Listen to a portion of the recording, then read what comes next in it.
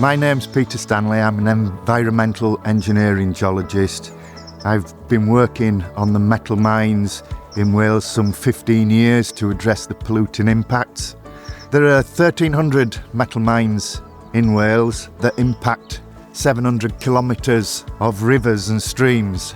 We've trialled various new technologies and promoted innovation so that we can understand those pressures and give ourselves a range of different tools to address those impacts.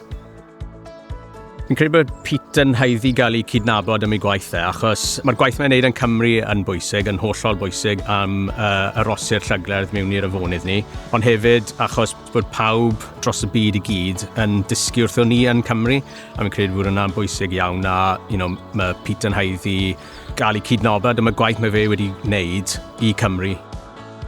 It feels really good that the work that myself and other guys in the metal mines team have been undertaking has been recognised at such a high level, and to be nominated for the St David's Awards is a real privilege and honour.